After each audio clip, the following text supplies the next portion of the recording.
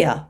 I'm just dropping in because I've got something exciting to share with you. It's my Ultimate Speaker Signature Keynote Bootcamp, and I'm opening it up for 6 people who'd like a hybrid approach to creating a signature talk that gives maximum support and commitment and achieve your speaker goals but at a very low price. So what I'm going to do in this 4-month container is support you to write and deliver a high quality, fee-worthy talk and help you create a strategy so that you can land the right gigs to the right audiences, all aligned with your expertise.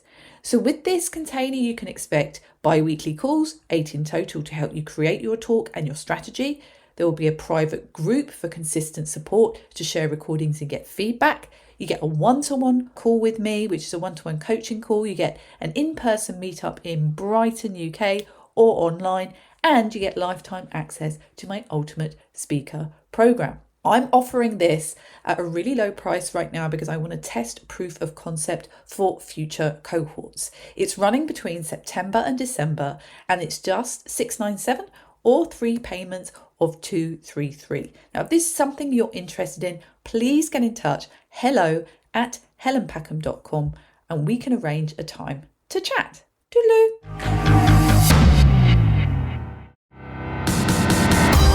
Welcome to the Words That Change Lives podcast, helping leaders, coaches, and small business owners to 10 times the impact of their message.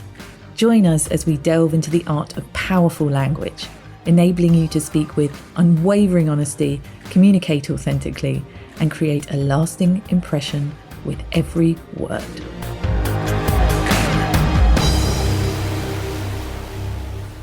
I bought my first set of Technics 1200s in the year 2003. I had recently moved to the bright lights of Brighton, and I was in love with the rave scene there, and buying these decks and learning to mix and then subsequently playing out at pubs and bars and house parties in my 20s was a real thing for me. And then I took good 15 years out and I got back into it in lockdown, and I've reconnected with that joy. I love blending tunes together, and then it's very much a hobby, but I love the feeling of playing out, of holding a room, of feeling the energy. And when I think about my career and the things I've done in my career, there is an element of being in the spotlight in that way and enjoying that buzz. And for anybody listening to this that wants to be a keynote speaker or is already a speaker, you'll know that feeling. It's that feeling of standing on a stage of sorts and having a platform to hold a room, and the energy that gives you and that gives other people.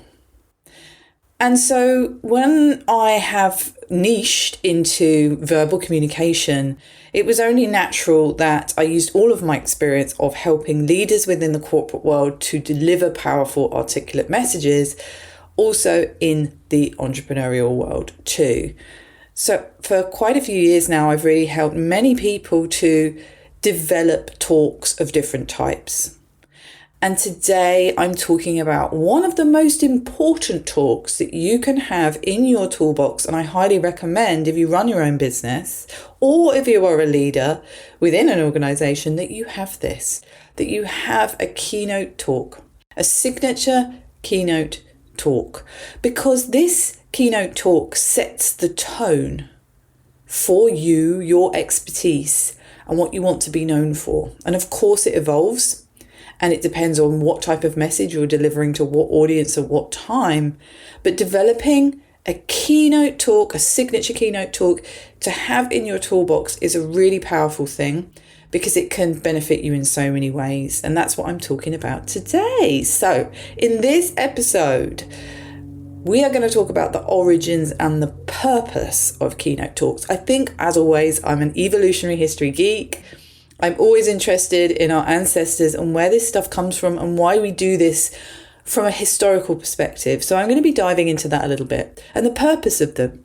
I'm also going to be talking a bit about classical rhetoric because it really does help to identify the sorts of things that you can put in your keynotes to establish the right type of credibility in emotional connection and logical reasoning, so that it keeps you focused on a structure rather than just sharing a story, which a lot of people do. I'm also going to talk about why this is beneficial for you, why this is beneficial to spend time doing, and how it can benefit you and your business. I am also going to talk about the difference between a keynote and a TED Talk. I think people get them mixed up quite a lot and they think that they are the same thing. They are absolutely not. They are very, very different. And so I'm going to talk about that. And then I'm going to actually share a structure with you. There are many keynote structures, but I'm going to share one that I use a lot with my clients that works really well and really helps to establish you as a thought leader for your expertise at any given time. So let's dive in, shall we? I want to start with the definition of a keynote because we always have to do that, right? And the term keynote originally comes from the field of music, of course. And in musical terms, the keynote is the note that sets the key for the piece, establishing the tonal foundation upon which the composition is built. So if we think about the musical keynote and the keynote address, this is an emphasis that the keynote speech sets the tone and theme for an event or conference. So if you think about the keynote as being kind of the headliner, the organizing thought, the one overarching powerful message that headlines an event, that is fantastic. Also, you might feel like that's aspirational, that you can't imagine headlining an event. It doesn't matter. You still create your own signature. You can call it a signature talk, signature keynote talk, but we want to have that in mind when we're creating this talk because you want it to set the tone for any event that is relevant to your particular niche. And we'll talk about that more a little bit later. But of course, this goes way back. And long before we could write words, knowledge, traditions and values were passed down through generations via oral tradition. It was the only way that we could pass on information through language. So elders, shamans and tribal leaders would convey important stories, lessons and cultural heritage through the spoken word. And these oral traditions were often used to educate younger members of the community, to instill values and maintain social cohesion. And they served a similar purpose to modern keynotes by setting the tone and the direction for the community. And of course, we can't have an episode without mentioning storytelling as part of a universal human experience. Storytellers held a revered place in many ancient societies. Their ability to weave narratives that captivated and instructed their audience is akin to the role of the keynote speaker. And common storytelling techniques such as metaphors and parables and moral lessons continue to influence the structure and content of keynote speeches. And when I'm working with my clients, we are continuously evolving and developing the storytelling tricks and techniques that go into the keynote talk. There are, of course, going to be elements of heroism and struggle and triumph. However, it doesn't always have to be about that. And I do want to stress that. There's a hero's journey story and there's a keynote talk. And the hero's journey story can be part of a keynote, but it isn't going to be the whole structure of a keynote. That is a different type of talk. And as I say, I'll come on to that a bit later. Now, rhetorical traditions of ancient civilizations. In ancient Greece and Rome, public speaking was a crucial skill for leaders and politicians. So figures like Cicero were known for their powerful orations, which often served to unify and motivate and guide their listeners. And the principles of classical rhetoric, ethos, credibility, pathos, emotional appeal, and logos, logical argument, remain foundational to effective keynote speaking. And more on this in a bit. I'm going to break that down a little bit more because I do think it's actually really important to remind ourselves of that rhetoric, because when I'm working with my clients, I have that in mind when focusing on what and how to build that within talks. So let's have a few examples of some historical keynote talks that had a profound impact. Well, we've got Abraham Lincoln's Gettysburg Address, we have Winston Churchill's wartime speeches, and of course we have Martin Luther King's I Have a Dream speech, which, different context of course, but share the keynote's aim of inspiring and mobilising an audience, which are the key components of a keynote talk. And the impact on society historically around these types of speeches has not only shaped public opinion, but has also had lasting effects on societal values and actions. And this is the thing about a keynote. We want to incite action of some kind. You want to connect and mobilise, to inspire, to motivate. Whatever those key nuggets you have that you're sharing, you want people to do something with them. I do a lot of learning and development. My background is in learning and development. And so I always have learning and learning transfer on my mind. And a keynote is a form of learning transfer. Granted, it's on the lower end, but there needs to be some type of transfer from you to the audience.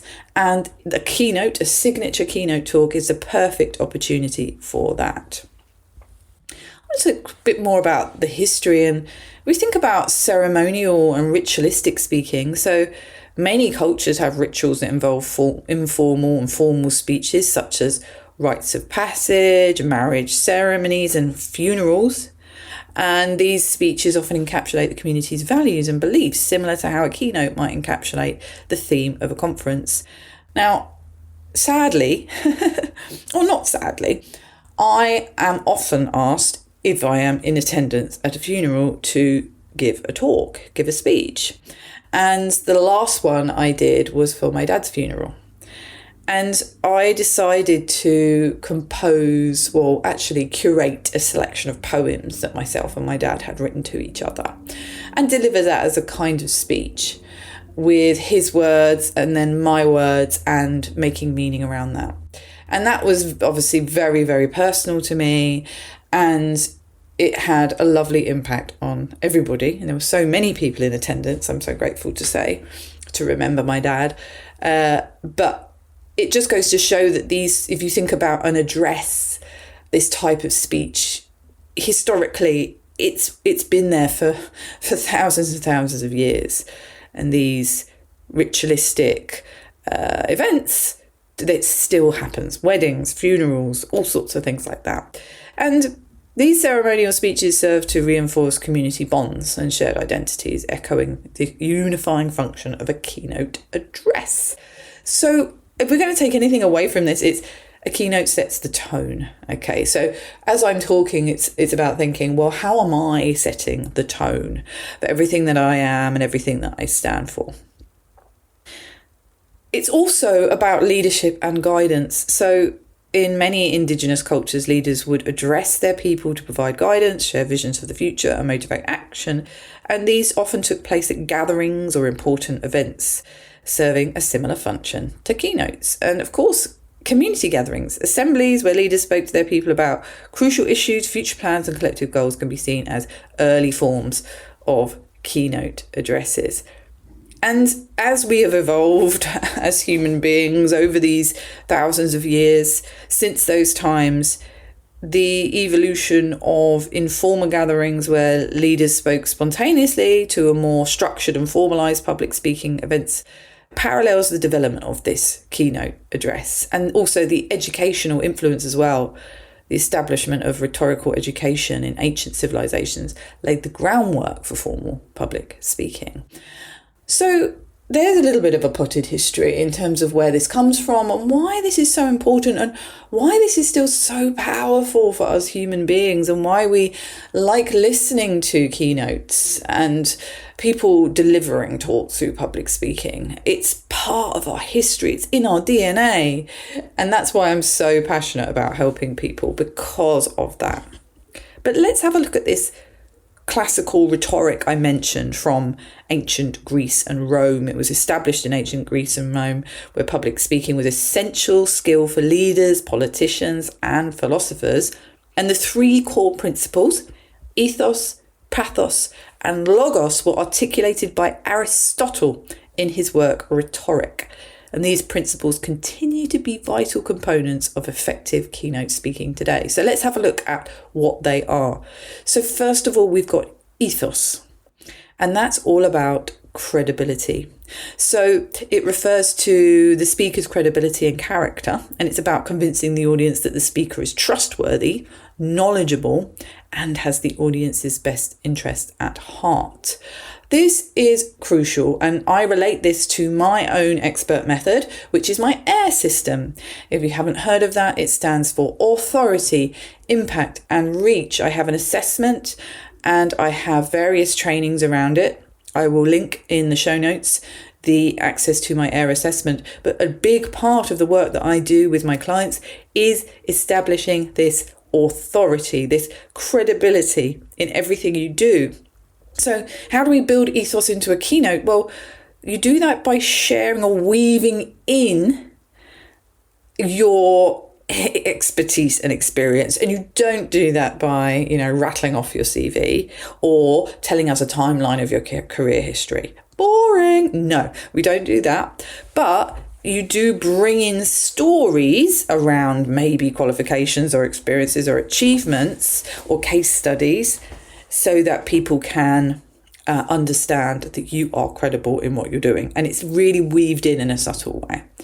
Trustworthiness, you can do this by demonstrating honesty and integrity.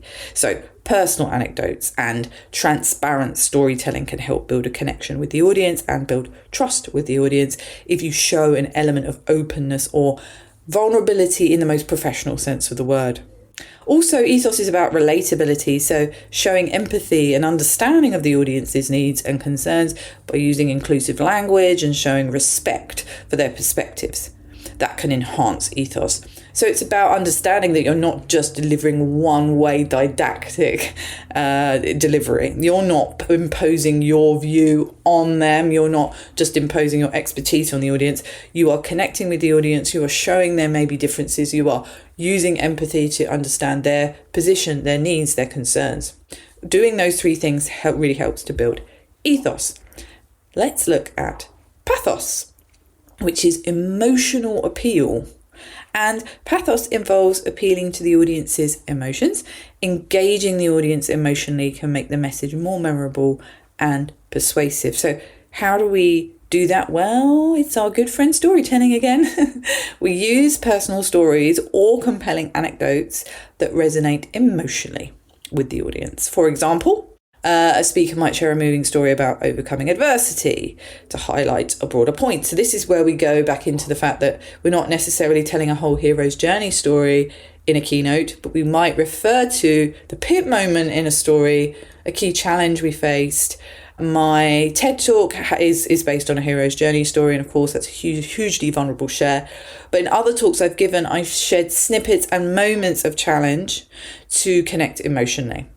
Also, using imagery and descriptive language really helps emotional connection. So employing vivid language and imagery, describing a future vision or problem's impact can stir feelings of hope or urgency or empathy. And also the tone and delivery and body language do play a crucial role in conveying emotions. So passionate delivery, appropriate pauses, and vocal variation can enhance emotional appeal. And I will say, I'm all about words. This podcast is called Words That Change Lives. And so I'm all about the words we use. However, I am very aware of our body language and our tone as well. And in my courses in Ultimate Speaker, I go through all of that too in terms of how to use your body language, how to block your moves, how to ground yourself so you don't pace, and how to change the tone, the pace, inflection of your speech so that you can connect with the audience more rather than that robotic, static, memorized delivery. And then we have logos, which is the logical argument, and this refers to logical reasoning and evidence. It involves constructing a clear, rational argument that supports the speaker's message. I feel this is absolutely crucial in a keynote talk. We need some kind of science, we need some kind of logic and reasoning to ground the concepts that you're delivering all the opinions you're sharing. So of course, like some of the ways that you can do that are by using data and statistics. So credible data with good sources, statistics, research, maybe you've done research yourself, or factual information to back up your claims. For instance, if you're addressing climate change, you might present scientific data on global temperature trends. What are the stats? When with all the speakers I work with, I've worked with one client recently, Jason, who has created a keynote talk, and very, very moving keynote talk based around his expert method. And his main topic and thought leader message is around mental health, specifically male mental health and suicide. Of course, this is a very, very stark situation in the UK and worldwide in terms of percentages. And so Jason brings in those statistics into his talk to build that logos, build that logical argument for presenting the problem and where this is as a big problem and what are the stats and research. You can also build logos with a logical structure. So I very much am the type of speaker coach that encourages people to definitely not just wing it. Some people do have the ability to do that, but I'd say it's incredibly rare. Having a organised, logical, clear structure with an opening, a body and a conclusion with cohesive points that link together and are cohesive and persuasive is going to be really impactful for your logos.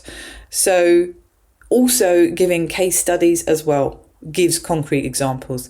So case study stories about clients or projects or things that you've done that you're telling in a story format can really help the audience understand and relate to the argument more effectively. So if you are thinking, well, okay, I don't know where to start, this is a really good place to start in terms of thinking, how am I going to get those three things into my keynote talk? Ethos, credibility; pathos, emotional appeal; and logos, logical argument. It's thousands of years old, but it's really, really relevant to keynotes today.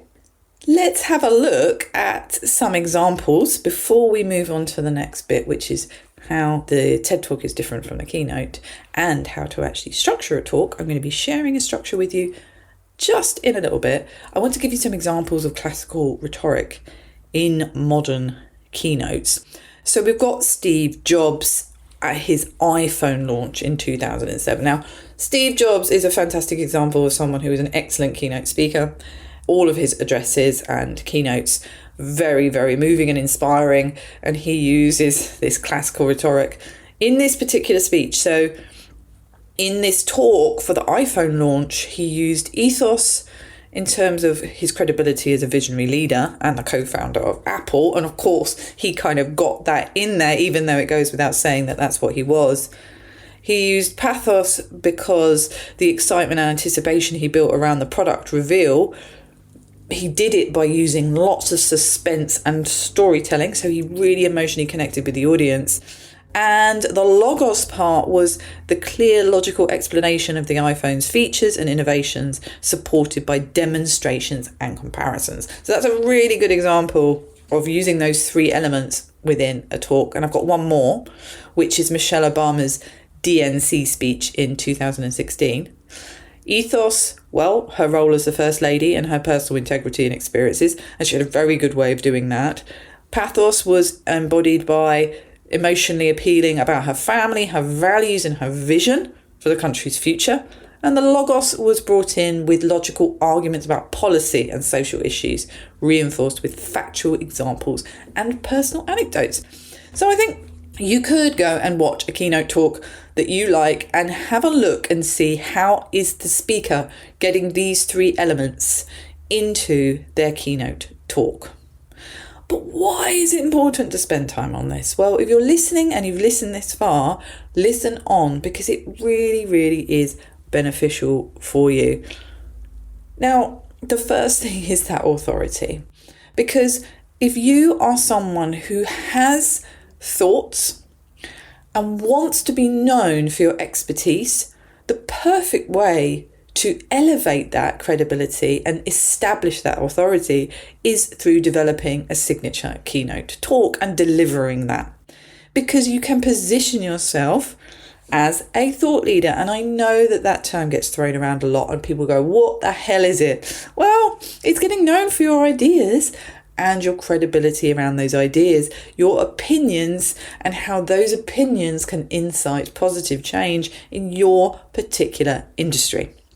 So I work with many people on this, and it's been really fantastic for them. And one client I have to shout out is Tony Brooks. I've been working with him for over a year. He's in one of my podcast episodes about his TEDx journey. We worked together to land, deliver a TEDx talk, and create a signature keynote talk. And Tony's now being booked, paid for that keynote talk. And he's doing fantastically well. He's also written a book and published a book. And all of these are around his area of expertise, which is the area of survival psychology. He's got an expert method, which has 5 key areas. That's what his book is based on. That's what his keynote is based on. And the TEDx talk is based on a thread of that. So it's all encompassing. Tony is a true thought leader in his niche for the area of survival psychology. And he has developed that by creating this signature keynote talk and also delivering a TEDx and writing a book as well.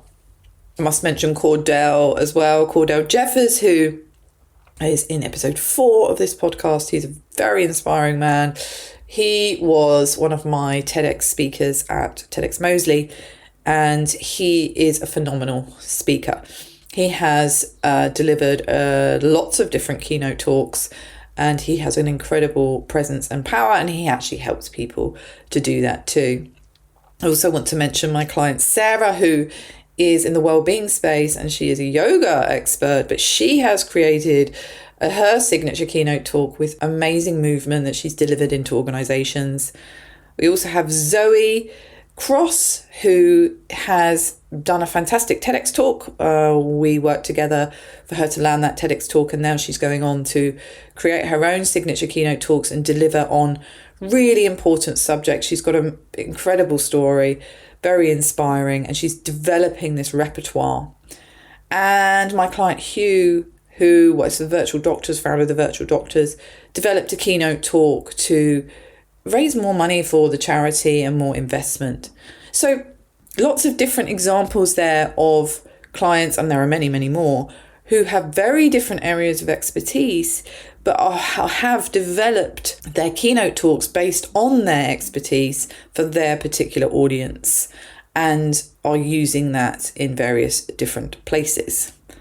And there's so many other benefits if you think about why it's important to do this. And one I will say is reach. Now, reach is the third element of my AIR system. And as a keynote speaker, you can really attract attention and connect with people in a different way. It's fantastic for networking. When you're standing on a stage and you're addressing an audience, you, one person, are impacting all of those people, and they could be a potential client. They could be a potential organisation you work with. There could be absolutely any opportunity there in that room.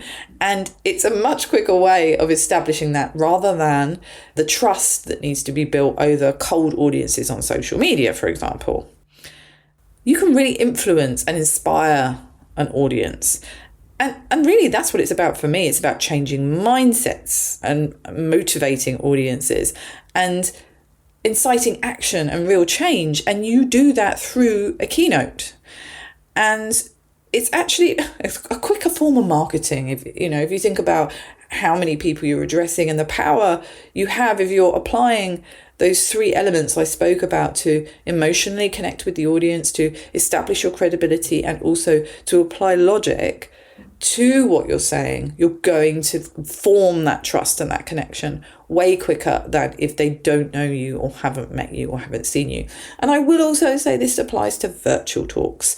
At the moment, because of the nature of my life, I'm unable to travel very far to do keynotes, but I've been doing virtual ones, and it's the same. Of course, it's not going to be exactly the same, but it still has that type of effect. The feedback I've had from the virtual keynotes that I'm delivering is still incredibly powerful. and the ongoing opportunities that come from it. Those opportunities could be far-reaching. It could be being invited on a podcast. It could be featuring in the press. It could be going on the telly. It could be paid clients, courses, programs, workshops, corporate contracts, consultancy work.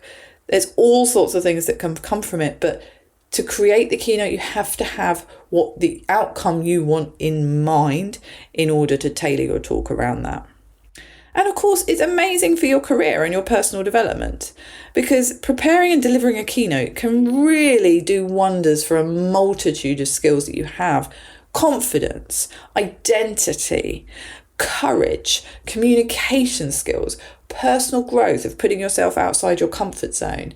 All of these things are absolutely amazing for your mindset and for your business and the results that you get. So if you are considering creating a keynote, I really highly recommend thinking, what are the outcomes that I want as a result of creating this? And get really specific about what those are, because that will then inform how you create it. Now, I get a lot of people confuse TED Talks with keynotes, and I just want to spend a few moments, and I'm going to move on to that structure in just 1 minute, telling you about the difference between the TED Talk and a keynote. Now, I do talk about this quite a lot more in my master series, so I am going to link that in the show notes, because the master series breaks this down a hell of a lot more. It goes into all the different types of talks that you can have and the interaction difference between them, the length of time, and what sets them apart and makes them different. So please do check that out if you haven't done so already. But in short, a TED Talk is a 12 to 18 minute talk of low audience interaction, meaning you don't engage physically or verbally as much with the audience in a TED Talk. It's more one-way communication.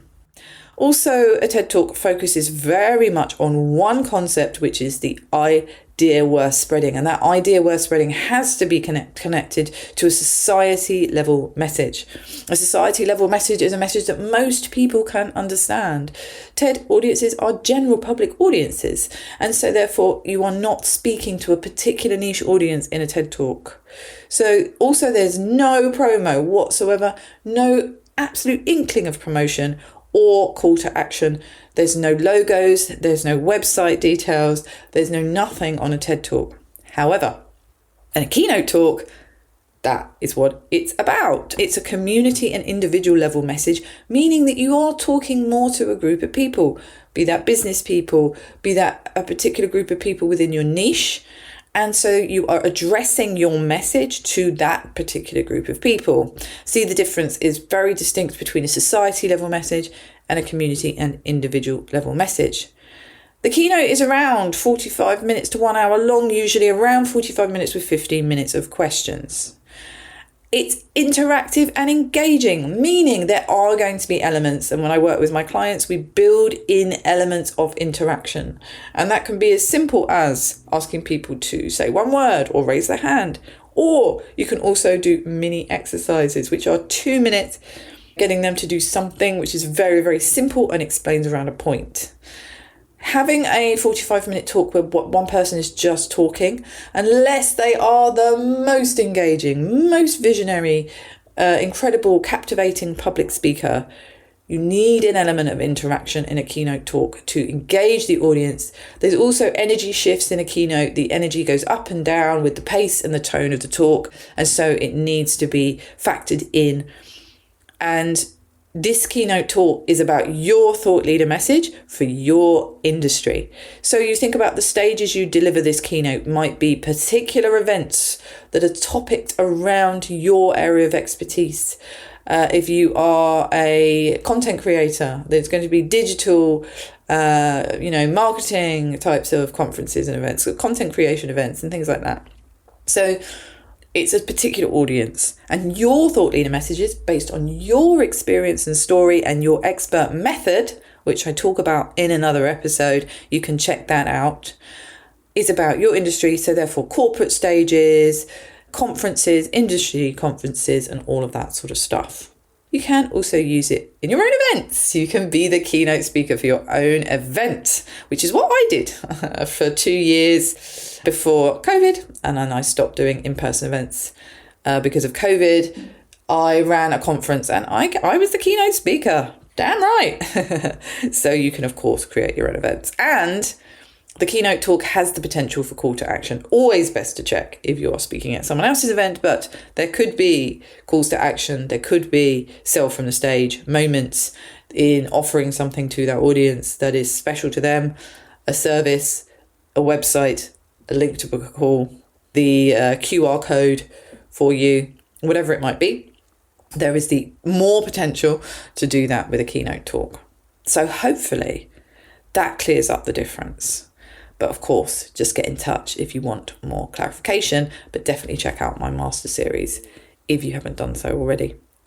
Now let's get on to the structure, because part of Logos is having a clear structure and being cohesive and articulate in your delivery.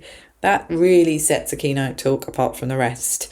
A keynote talk will use elevated storytelling. It will use captivating communication techniques, and it will have a very engaging structure to be able to deliver. And, I haven't spoken about charging. I'll do that in another episode.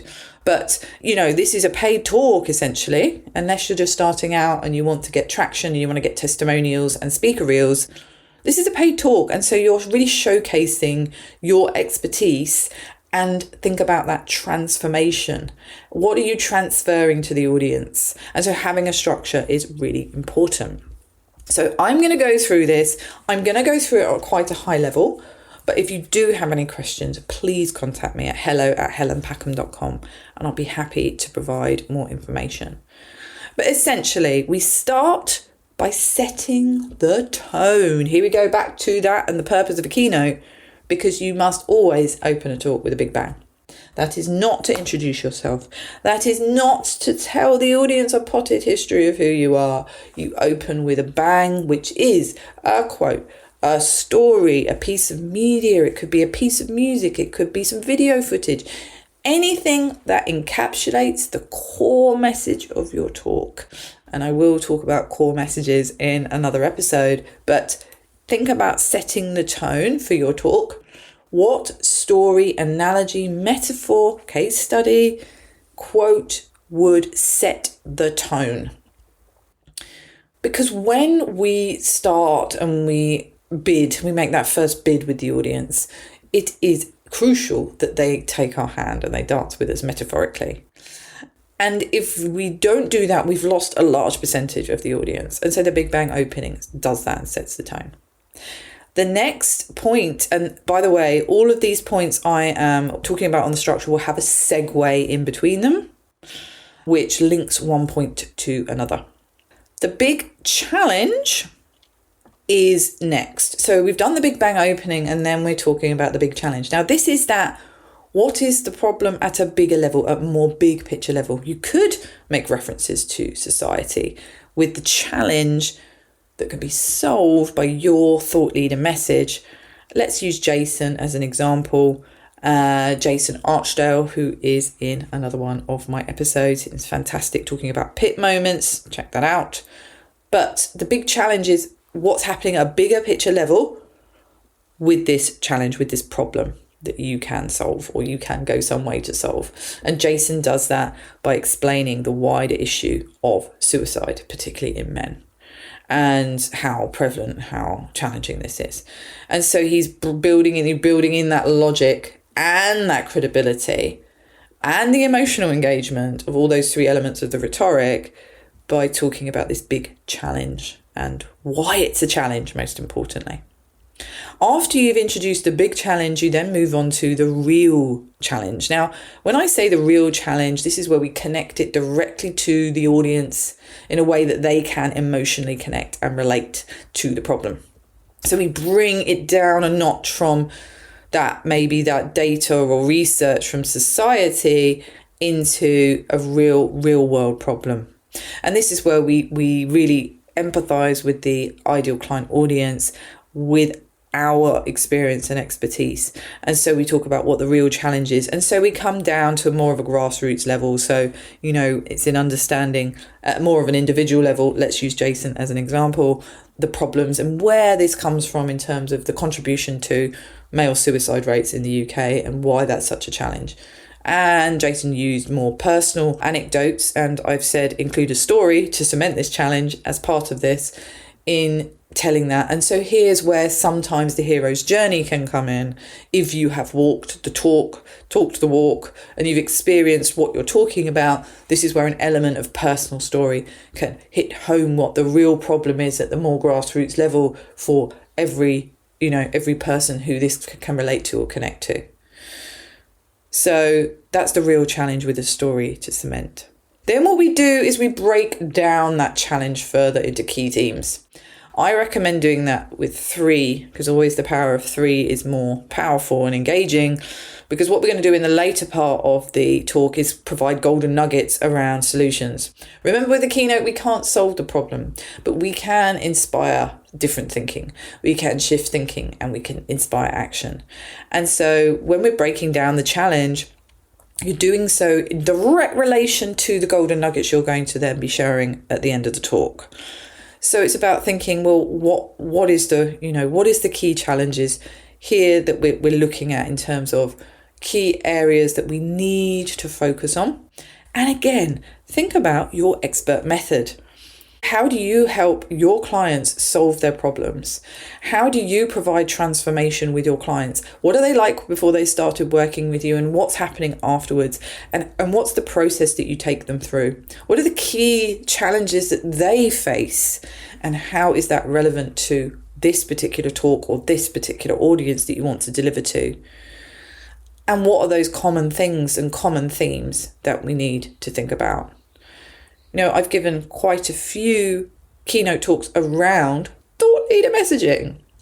And what I've done, and I've used this structure many, many times, is by highlighting the lack of opinion or the challenges faced with confidence or speaking up, or the lack of being able to articulate themselves coherently in terms of forming these thought leader messages and sharing them with the world. So there we go. I've broken down the problem there into further detail. But what you do with each breakdown of the challenge is you give an example and a story to back it up.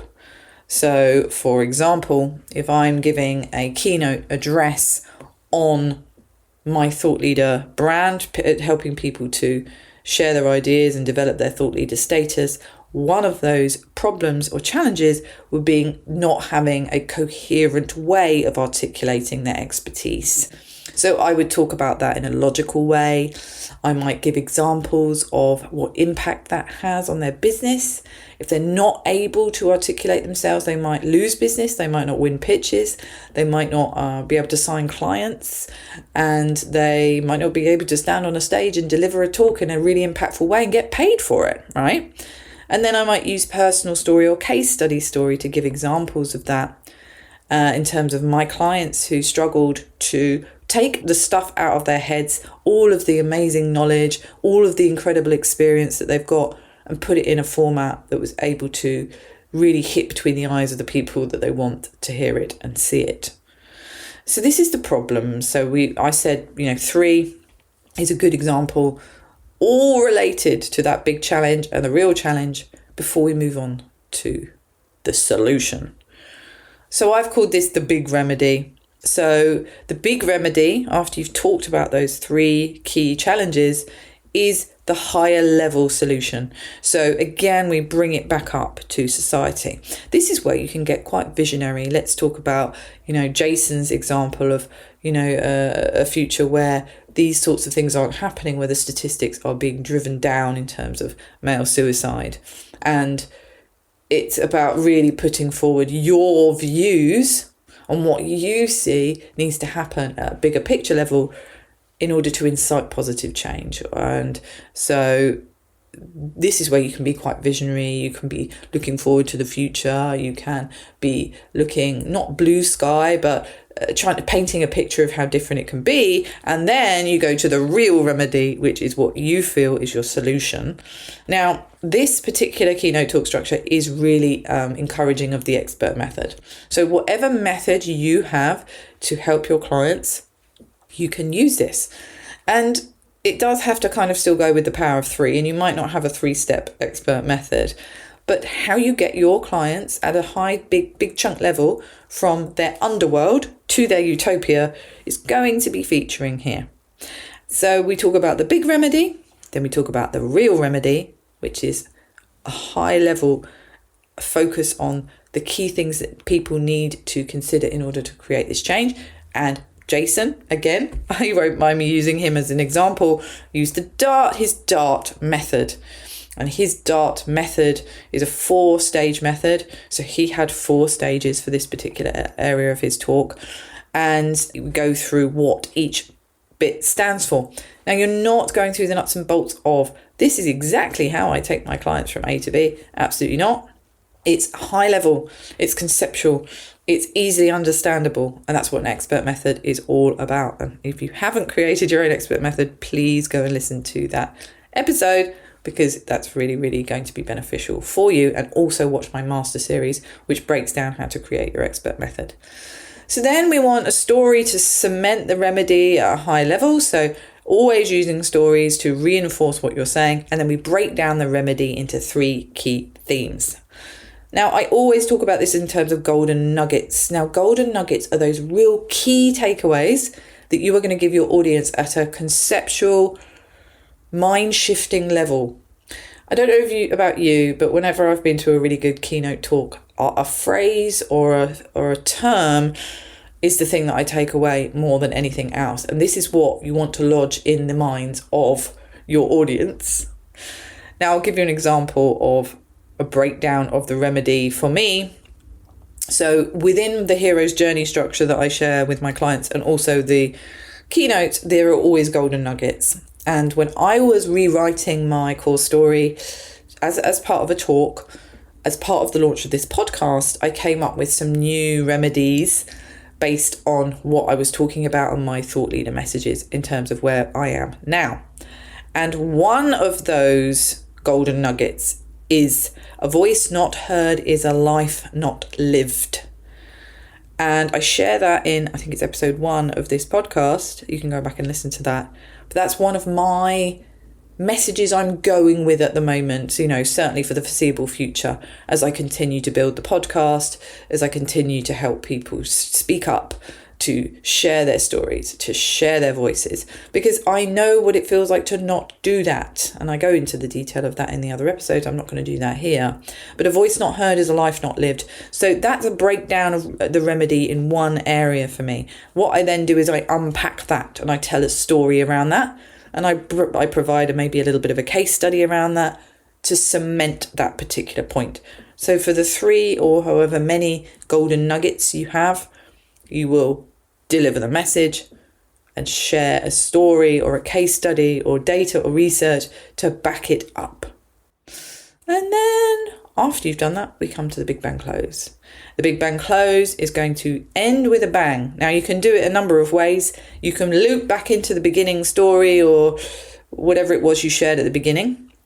You can do a brief summary of the key points and then end with maybe a piece of media or a quote or a final thought for anybody old enough to remember Jerry Springer. It's that kind of final thought.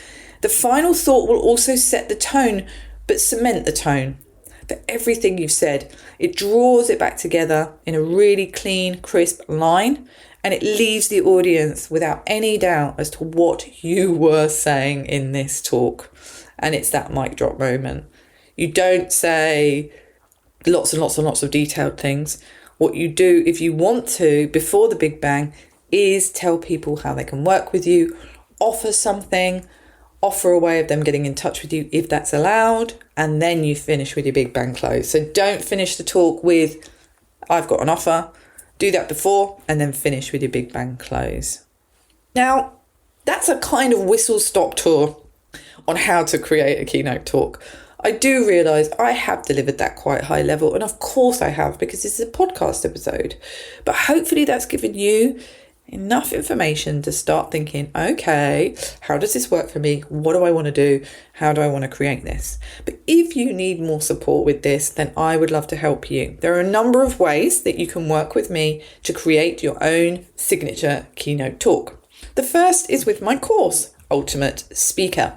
It's available on my website, helenpackham.com, and it is a very comprehensive, complete kit for becoming a thought leader and speaker in your field. It includes all of the stuff around authority building, including how to create your expert method, including how to develop core messages and core stories. Then you actually go on to develop the talk, and I've included, I think it's 8 now, talk structures, and one of those is the signature keynote talk structure, but I include all the other talk structures in there as well. I also include modules on delivery, pace, tone, blocking, storytelling, segues, how to link things together, how to deliver without feeling unconfident, how to build your confidence. And then there is a module on landing the gigs and outreach and pitching and all of those sorts of things. So it's a really comprehensive course. I also have my signature intensive, and that is one-to-one work with me. I have a package. It's on my website under work with me, and you'll see there's a signature intensive there. We work together for 6 hours in total to create your signature keynote talk. I've done this many times. You can see my recommendations on LinkedIn and on the website itself. And that is a focused piece of work. We can do that in person if you are in the Brighton area, or we do it online over a period of sessions. And I am also considering putting together a group experience. I am currently gathering interest in a group of people who want to create a signature talk but don't necessarily want to do it one-to-one.